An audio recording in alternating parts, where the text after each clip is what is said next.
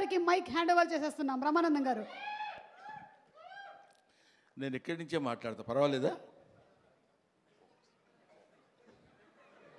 నా బతుకంతా ఇలాగే అయిపోయింది. 40 సంవత్సరాల క్రితం ఇలాగే వెనక నుంచి తోశారు, ఇప్పుడు ఇక్కడికి వచ్చి పడ్డాను. ఇప్పుడు ఏంటి ఒక్కొక్కళ్ళు ఎంతసేపు మాట్లాడుతున్నారో అనుకున్నా. నేను ఎంతసేపు మాట్లాడతానో నాకు తెలియదు. ఎందుకంటే నా వెనకున్నది, నా ముందున్నది, నా పక్కనున్నది, నా చుట్టూ ఉన్నది మా చిరంజీవి గారు. కాబట్టి ముందు గుర్తుపెట్టుకొని చెప్పాల్సిన కొన్ని మర్చిపోయినా పర్వాలేదు, కానీ గుర్తుపెట్టుకొని చెప్పాల్సిన విషయాలు కొన్ని ఉన్నాయి. ఈ సినిమాకి ప్రొడ్యూసర్ మిస్టర్ రాహుల్ యాదవ్. ఈయన వచ్చి నాకు స్టోరీ చెప్పినప్పుడు నేనేమన్నాను, వాళ్ళు ఏమన్నారని అందరూ చెప్పారు. అర్థం కాకుండా మా డైరెక్టర్ గారు కూడా చెప్పారు, ఏ మాటగా మాటే. కానీ మేమందరం కలిసి కూర్చుని చేసేటప్పుడు ఒక ప్యాషన్ ఉన్న ప్రొడ్యూసర్. జనరల్గా ఊరికే ఏదో డబ్బు ఇచ్చేసి సినిమా చేసేయండి అనటం కాకుండా, సినిమా ఇలా తీస్తే బాగుంటుంది, ఇలా ఉంటే రాత్రి 7:30 వరకు, ఇవాళ మార్నింగ్ 7:30 వరకు కూర్చుని పనిచేసినటువంటి అతి తక్కువ మంది కుర్ర ప్రొడ్యూసర్స్లో నేను చూసింది రాహుల్ యాదవ్ని. I feel proud. అటువంటి అంటే కొంచెం చదువుకుని దాన్ని ఆకళింపు చేసుకుని మంచి సినిమాలు తీయాలనేటువంటి ఆలోచనలో ఉన్న ప్రొడ్యూసర్స్లో రాహుల్ యాదవ్ ఒకడు. ఆ తర్వాత డైరెక్టర్ నిఖిల్ తను ముందు అసలు ఫస్ట్ ఒక 3 days నన్ను, ఇంకా ఇది ఇప్పుడు మన రఘుబాబు లాంటి వాళ్ళను లేకపోతే ఒక రాజీవ్ కనకాల లాంటి వాళ్ళను చూసినప్పుడు ఒక చిన్న అంటే నేను వీళ్ళని డైరెక్ట్ చేస్తున్నాను అనే దాని నుంచి ఒక 3 days కొంచెం తప్పుకోవడానికి కష్టపడింది. ఎందుకంటే వెరీ వెరీ గుడ్ బాయ్, దానితో పాటు వెరీ ఇంటెలిజెంట్ బాయ్. లేకపోతే ఇంత కథ ఈ రకంగా రాయగలిగినటువంటి కెపాసిటీ సామాన్యంగా ఉండొచ్చు. ఇది తాత మనవడు గురించి చెప్పేది. ఒక మాటలో చెప్పాలంటే, with the permission of the producer, ఒక మాటలో చెప్పాలంటే ఒక బేవర్స్ తాత, ఒక అడమెంట్ గ్రాండ్ సన్, వీళ్ళిద్దరూ వాళ్ళ జీవితాల్ని ఒక చోట నిలబెట్టుకుని ఒక చోట కలుసుకుని ఇద్దరు very good grand father and very good grand son అనే స్థితికి అందంగా తీసుకొచ్చినటువంటి స్టోరీ ఇది. తర్వాత ఇది వ్యాలంటైన్స్ డే రోజున రిలీజ్ చేస్తున్నాం అన్నారు. వ్యాలంటైన్స్ డే అంటే ప్రేమికుల దినోత్సవం. ప్రేమికులు అనగానే మనం వెంటనే టీనేజ్లో అమ్మాయిలు అబ్బాయిలు ప్రేమించుకోవటాలు అనేది అది కామన్ పాయింటే. ఒక తాత మనవడు ప్రేమించుకోవటంలో కూడా ప్రేమ ఉంది, ఒక తండ్రి కొడుకు ప్రేమించుకోవటంలో కూడా ప్రేమ ఉంది. ఇలాగా ఒక స్నేహితుడు మధ్య కూడా ప్రేమ ఉంటుంది. అది ప్రేమ ఈజ్ యూనివర్సల్. అది రేపు తాత మనవడిద్దరి మధ్య ఉన్నటువంటి ప్రేమ గురించి చెప్పే రోజున February 14th ఈ సినిమా రిలీజ్ అవుతుంది. సినిమా చాలా అద్భుతంగా ఉంది. నా మాట వినడం చూడండి, అమ్మతోడు మీరు నమ్మండి సార్, నా మాట వినడం అని బతికినట్టం కాదు. సిన్సియర్గా సినిమా బాగుంది అని అబద్ధం చెప్పకుండా చెప్పేటువంటి స్థితి నాకు నా సినిమా చూసిన తర్వాత కలిగింది. అందువల్ల మీ ముందు చెప్తున్నాను. ఆ తర్వాత ఈ సినిమాలో నాకు గురువు, దైవం, ఆద్యుడు, నీ పేరు చెప్తాను అనుకుంటున్నావు కదా నువ్వు? చిచ్చి, నీ పేరు ఎందుకు చెప్తాను నేను? వెన్నెల కిషోర్. అతను ఇందాక ఊరికే కావాలండి కామెడీగా అన్నాను కానండి, మనిషి చాలా అంటే ఎక్కువసేపు ఆయన కామెడీ చాలా బాగా చేస్తాడు, ఈ సినిమాలో అద్భుతంగా చేశాడని చెప్పడం కంటే, ఈ కథ ముందు రాహుల్ యాదవ్ గారు ఆయనకు వినిపించారు, హీరోగా ఉండండి మీరు చేయండి అని. సెల్ఫ్ క్రిటిసిజం అంటారు, ఆత్మవిమర్శ. ఆ కథ నేను విన్న తర్వాత అతను, నేను లాభం లేదండి ఈ సినిమాలో నేను ఆ క్యారెక్టర్ చేయలేను హీరోగా. అది హీరోగా చేయగలిగింది తాత మనవడుగా, తండ్రి కొడుకులుగా ఉన్నటువంటి వాళ్ళు తాత మనవడుగా చేస్తే చాలా బాగుంటుందని ఆయన మిత్రుడు గౌతమ్ గారి పేరు ప్రపోజ్ చేసి తీసుకొచ్చినటువంటి వ్యక్తి మిస్టర్ వెన్నెల కిషోర్. సో ఇంత మంచి మనసుల యొక్క కలయిక చేత ఏర్పడినటువంటి ఒక అద్భుతమైన సినిమా ఇది అని నేను చెప్తున్నాను. ఇటువంటిది ఈ సినిమా లాంటివి. తర్వాత ఈ సినిమాకి డిఓపి చాలా అద్భుతమైనటువంటి పద్ధతిలో బహుశా ఇందాక మీరు చూసినప్పుడే మీకు అనిపించి ఉంటుంది. డిఓపి గారు కానివ్వండి, ముఖ్యంగా music director Sandilya, I love him. ఈ శాండిలియాను డైరెక్టర్ గారు ఇద్దరు కలిసి బాగా అరేంజ్ చేసుకున్నట్టున్నారు కదా, అంటే పేరెత్తగానే అరుస్తున్నారు అలాగా. రైట్.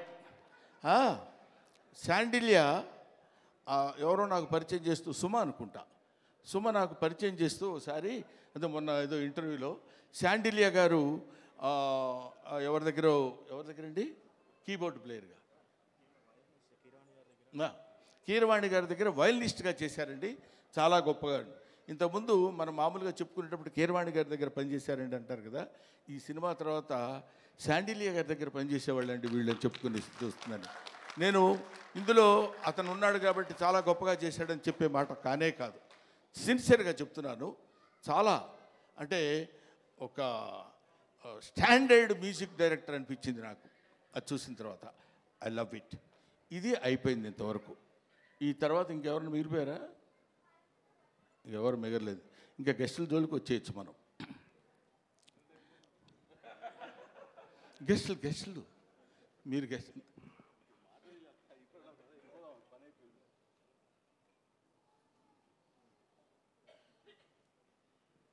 అది ఇప్పుడు అనిల్ రావిపూడి మా అబ్బాయి చెప్పాడు ఇందాక, ఈవీవి సత్యనారాయణ గారు ప్లస్ జంజాల గారు ప్లస్ ఎస్వి కృష్ణారెడ్డి గారు ప్లస్ రేలంగి నరసింహారావు గారు వీళ్ళందరినీ ఒక మిక్సీలో వేసి గిర్రుని తిప్పితే అనిల్ రావిపూడి. వీళ్ళలో ఎక్కడ ఏది ఎంతవరకు వాడాలో అంత అద్భుతమైనటువంటి కామెడీని ఈ రోజుల్లో పండించి తనకంటూ ఒక ప్రత్యేకమైన స్థానాన్ని తెచ్చి this is the power of comedy అని ప్రూవ్ చేసినటువంటి director today, that is Anil Ravipudi. This is the power of comedy అని ఊరికే నేనేదో సౌండ్ పెంచి మాట్లాడుతున్నానని కాదు, 300 crores కలెక్ట్ చేసినటువంటి సినిమా తీసినటువంటి వ్యక్తి. సో అటువంటి అనిల్ రావిపూడి ఆయన డౌన్ టు ఎర్త్, పిలవగానే అలాగే గురుగారు డెఫినెట్గా వస్తాను అని చెప్పొచ్చారు. ఆ తర్వాత మనందరం తెలుసుకోవాల్సినటువంటి వ్యక్తి, మనకి ఆదర్శప్రాయమైనటువంటి మనిషి అని అనొచ్చు, అనటానికి పెద్ద ఏమీ ఇబ్బంది పడాల్సిన అవసరం లేదు. నాగ అశ్విని గారు, ఆయన కల్కి సినిమా డైరెక్టర్. మామూలుగా ఒక సినిమా డైరెక్షన్ చేస్తేనే అసలు డోర్ దగ్గరే కారు ఒకటి తీస్తాడు, అది తీసి ఫ్యామిలీ అనుకుంటూ వచ్చే రోజుల్లో ఒక సినిమాలో కామెడీ క్యారెక్టర్ ఏదో చేస్తే అద్భుతంగా పండిపోతే నా అంత టోళ్ళు లేడనుకునే రోజుల్లో ఆయనకు ఒక కారు ఉంటుంది. అది ఎవరి కోసమో వాళ్ళందరినీ మెప్పించడం కోసం పెట్టే కారు కాదు, తన పద్ధతి, తన విధానం, తను very very very what is human being అనేది ఎలా ఉండాలో మనం నేర్చుకునేటువంటి అతి తక్కువ మంది ఈ రోజుల్లో భూమి మీద సంచరిస్తున్నటువంటి రోజుల్లో నాగాశ్విన్ ఒకడు. I love him, I respect him, I admire him, everybody should admire him. ఇవాళ మనం మాట్లాడుకుంటూ చెప్పే విషయం అయిపోయారు. రఘుబాబు అనుకుంటున్నాడు నా గురించి చెప్పడేంటి, వాడు మన సుధాకర్, కమెడియన్ సుధాకర్ కొడుకున్నాడు అక్కడ బెన్నేని. వీళ్ళందరూ కొంతమంది ఉన్నారు, ఆడపిల్లల విషయం కన్ఫ్యూజ్ అవుతాను పేర్లు. మీరు మాట్లాడితే తాత తాత అంటున్నారు. నాకు చాలా సంతోషంగా ఉందండి. ఎంత సంతోషంగా ఉంది తాత అంటే. అసలు మరీ ఈ అమ్మాయి అయితే రావడం తాత అనుకుంటూ వస్తుంది సెట్లోకి. అంత మరీ వినపడేట్టు అరవక్కర్లేదులేమ్మా, తాత అనే క్యారెక్టర్ తెలుసు కదా, దానికి ఎందుకు దాని గురించి అని. సరే, ఆడపిల్లలు వాళ్ళ మేరకు అందరి చేత అద్భుతంగా నటింపజేయించినటువంటి దర్శకుడికి, వాళ్ళకి అవకాశాన్ని కల్పించినటువంటి ప్రొడ్యూసర్ గారికి, అందరికీ నా హృదయపూర్వకమైన నమస్కారాలు తెలియజేసుకుంటూ, ఎవరినైనా మర్చిపోయి ఉంటే క్షమించండి, లేకపోతే లేదు, అది మీ ఇష్టం, నేను దానికి ఏం చెప్పలేను. పోతే one and only that is megastar Chiranjeevi. Megastar Chiranjeevi గారి గురించి కోర్స్ ఆయన గురించి మాట్లాడటానికి నా ఒక్కడికే క్వాలిఫైడ్ మ్యాన్ అనుకుంటున్నాను. ఆయన 40 సంవత్సరాల సుదీర్ఘమైన ప్రయాణం ఆయనతో నా 4 decades. ఆయన ఖైదీ సినిమా చూడటం కోసం భీమవరంలో, అప్పుడు అత్తిరి కాలేజీలో లెక్చరర్గా చేసేవాడిని. భీమవరం వచ్చినప్పుడు పని మీద హడావుడిగా వెళ్ళిపోయి ఆ సినిమా చూసి వచ్చి ఎవడో కుర్రాడు భలే చేస్తున్నాడు రా అసలు ఏదండి అదే చెప్తున్నాను. భీమవరం నేను అత్తిలి అంటే ఒక it's neither a village Nar A town కావాలనుకుంటే కొంచెం సిటీ లాంటి ప్లేస్ కావాలనుకుంటే భీమవరం వెళ్ళేవాళ్ళం. అప్పుడు నా మిస్సెస్ ప్రెగ్నెంట్గా ఉంది. ఏడ్రా ఎక్కడ ఉన్నా నేను గబుక్కుని ఎవరినో చూపించినట్టు ఉన్నప్పుడు తను తీసుకుని భీమవరం వెళ్ళి భీమవరంలో చెకప్ చేయించుకొని అది పాజిటివ్ వచ్చింది అనగానే గబ పరిగెట్టుకుంటూ ఆవిడని లాక్కుని ఆల్మోస్ట్, ఎందుకంటే ఆ సినిమాలో ఫస్ట్ ఫైట్ బిగినింగ్లోనే ఫైట్ ఉంటుంది, ఇది ఖైదీ ఫైట్. అంతవరకు అట్లాంటి ఫైట్ చూసిన వాళ్ళు లేరు.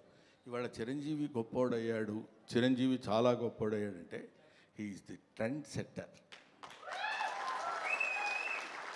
ట్రెండ్ సెట్టర్ అంటే మనం to be frank with you, fights అంటే ఒక రకంగా చూసినటువంటి వాళ్ళం, ఇదేంటి ఇలా కూడా ఫైట్స్ చేయొచ్చా, ఇలా కూడా చేస్తారా అనేటువంటి ఒక దిగ్భ్రాంతిని కలిగించినటువంటి ఆనాడు ఒక ఫైటర్, ఒక ఫైట్ మాస్టర్స్కి ఈయనకి ఏం చెప్పాలి అనేటువంటి ఆలోచనలో పెట్టినటువంటి వ్యక్తి చిరంజీవి గారు. ఆ రోజు ఖైదీ నుంచి ఈ రోజు వరకు ఆయనతో ఎన్నో ఎన్నో ఎన్నో ఎన్నో సినిమాలు చేశాను. అది పక్కన పెడితే ఆ తర్వాత కొంతమంది, ఇప్పుడు నేను కొన్ని ఫంక్షన్స్కి ఆయనతో పాటు అప్పట్లో ఘరానా మొగుడులో అది గుంటూరులో జరిగింది, 100 days ఫంక్షన్ గుంటూరులో జరిగితే మొత్తం అంటే కనుచూపు మేరకు, ఇప్పుడు ఇట్లా కూర్చున్నప్పుడు ఇది ప్యాంటు ఇది షర్టు ఇట్లాగా కనపడేది కదా, అలా కనపడలే. ఇక్కడి నుంచి చూస్తే అన్ని తలకాయలు అలా అలా అలా కదులుతున్నట్టున్నాయి, 1 ఎకరం 2 ఎకరాలు. అది Chiranjeevi charisma on the stage. అది నేను చూశాను కాబట్టి నేను ఒక్కడే ఆ విషయం చెప్పగలను. అది ఆయన కారులో లక్కీగా ఏంటంటే అప్పుడు బ్రహ్మానందం చిరంజీవి గారికి చిన్న అల్సేషన్ డాగ్లో ఉండేవాడు. అంటే ఆయన రక్షిస్తాడని కాదు, ఆయన కారు ఎక్కితే గబుక్కని డాగ్ కూడా ఎక్కి కూర్చుంటుంది. అది Brahmanandam place on those days. అక్కడి నుంచి ఆయన ఎక్కిన బస్సులో బెజవాడలో స్టే చేసి గుంటూరు వరకు వస్తున్నప్పుడు బెజవాడ నుంచి గుంటూరు వరకు జనం బస్సు పక్కన ట్రైన్స్లో దాన్ని ఏమంటారు మోటార్ సైకిళ్ళ మీద వాటి మీద వీటి మీద వెనక ఏమైనా అయిపోతామేమో అన్న భయం కూడా కలిగే రోజుల్లో అది ఆయన చరిష్మా. కాలు కదిపితే 2 రాష్ట్రాలు, ఇవాళ 2 రాష్ట్రాలు, ఒకప్పుడు ఆంధ్రప్రదేశ్ గిల్ల గిల్ల గిల్ల గిల్ల కొట్టుకునేది. చిరంజీవి డాన్స్ అంటే ఇది కదా చిరంజీవి డాన్స్ అని అనుకునేవాళ్ళు. డాన్స్ సాంగ్ చెయ్యటం అంటే that credit goes to Chiranjeevi only, one and only. ఆ తర్వాత ఫైట్స్, తర్వాత కొన్నాళ్ళు మాకు భయం వేసింది, మా బొచ్చల్లో రాయేస్తాడేమో అని. అంత బాగా కామెడీ చేస్తాడు ఆయన. అది చూడండి, అది ఏమీ ఎరగనట్టు అట్లా ఫేస్ పెట్టి ఇలా అన్నట్టు, ఎంత మేమందరం సరదాగా కామెడీ సార్ ఏ కిషోర్ నువ్వు కూడా చేసినట్టున్నావు కదా, ఏముంది సార్ అన్నట్టు ఉంటుంది. కానీ మన భయాలు మనకు ఉంటాయి. అది అనేక రకాలైనటువంటి, ఇప్పుడు ఎవరు నేర్పారమ్మ ఈ కొమ్మకు పూలిమ్మని రెమ్మకు అన్నట్టు, ఎవడు నేర్పాడు ఈయనకి హార్స్ రైడింగ్? ఎవరు నేర్పాడు? ఇవాళ నేర్చుకుంటానికి వాళ్ళ ఫాదర్ హార్స్ రైడింగ్ నేర్చుకోరా అని చెప్పి అక్కడికి పంపించరా, తనే నేర్చుకున్నాడు. కొదమ సింహంలో అలా పట్టుకుని కౌబాయ్ లాగా క్యాప్ పెట్టేసి వెళ్ళిపోతున్నాడంటే దట్ ఈజ్ చిరంజీవి. అసలు బంగారు కోడి పెట్ట అన్నప్పుడు ఇదిగో ఇది 25 years బ్యాక్ చరిత్రని ఇప్పటి వరకు మీరు గుర్తుపెట్టుకుని ఉన్నారు. That is Chiranjeevi. ఊరికి నేను చిరంజీవిని పొగట్టడం కోసం నేను ఇవాళ రమ్మలేదు.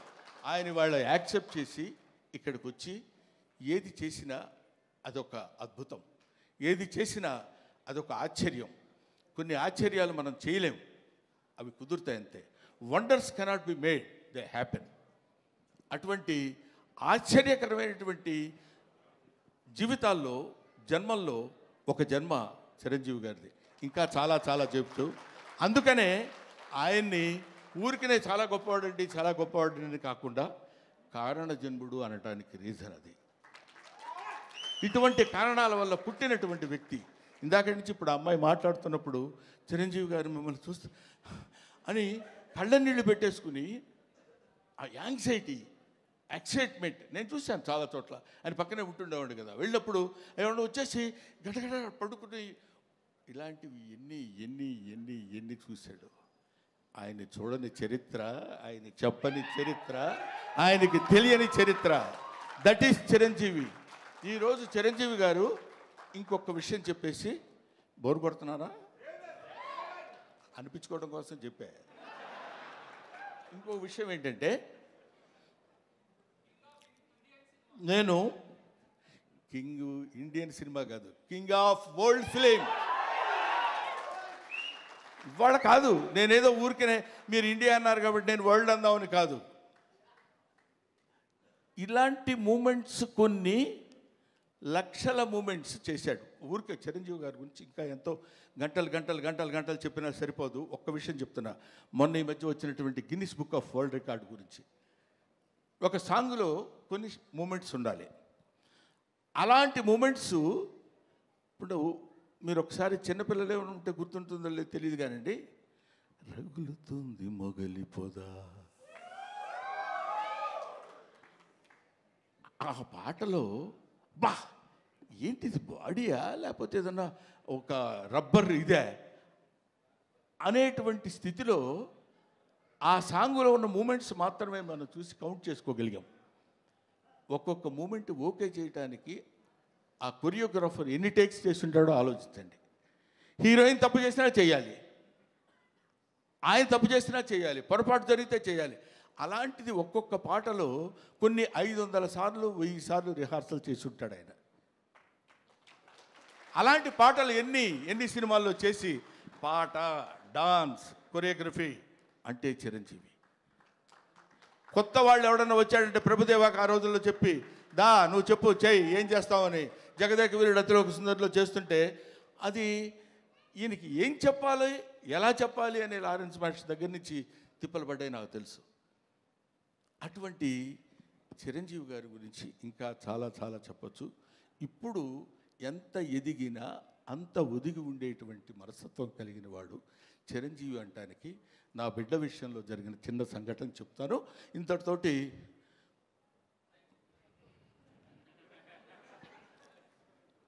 నేను ఈ సినిమాకి చీఫ్ గెస్ట్గా ఆయన్ని పిలుద్దాం అనుకుంటే సరే ప్రతిసారి మనకు తెలుసు కదా ఆయన గురుగారు మన ఇంట్లో అంటే వస్తాడు ఆయన. వీడి ప్రతిదానికి ఎక్కడ ఏదైనా రండి అంటాడేంటి అని అనుకుంటారేమో అనే ఆలోచనతో కొంచెం తటపటాయించా. నాకు నా తమ్ముడు ఉన్నాడు ఎదురుగా, రాజా రవీంద్ర. అతనితో చెప్పా ఇట్లా, మీరు ఎందుకు సార్ అలా అనుకుంటారు, ఆయన అలా అనుకోడు సార్ అన్నారు. అయినా నాకు కొంచెం చాలక ఎవరినన్నా పిలుద్దామా, ఎలాగన్నా ఎవరన్నా వస్తే బాగుంటుంది కదా అనుకుంటే ఈ విషయం తను చిరంజీవి గారికి చెప్పాడు. ఏమండి బ్రహ్మానందం అనే సినిమా వాళ్ళ అబ్బాయితో తీశాడు, యాక్ట్ చేశాడు, మిమ్మల్ని చీఫ్ గెస్ట్గా పిలవాలనుకున్నాడు. కానీ గురువుగారిని మరీ మనం ఎక్కి తొక్కేసినట్టు బాగుండదురా, ప్రతి చోటకి 9వ తారీఖు 5వ ఫంక్షన్ ఉంది, 10వ తారీఖు అయితే మళ్ళీ 11వ తారీఖు ఫంక్షన్ అంటే కొంచెం ఇబ్బందిగా ఉంటుందని అన్నాడంటే ఆ ఫోన్ ఇలాగి అని తన దగ్గర ఫోన్ తీసుకుని సడన్గా చూస్తే ఈయన ఫోన్, బ్రహ్మం రా చాలా కాలం అయింది మాట్లాడి,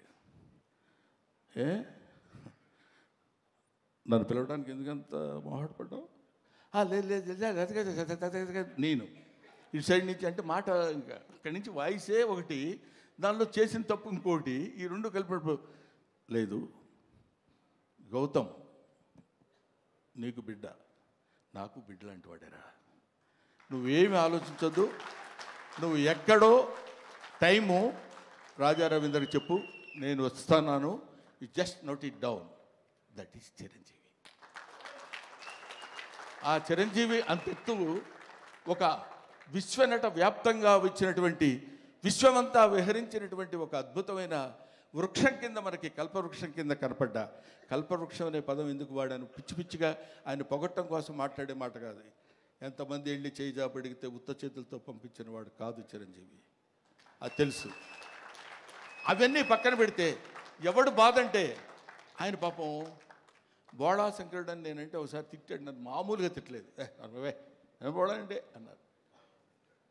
₹1,00,000 వెళ్ళి అయ్యా కొంచెం దానం చేయండి అన్నారు అనుకో.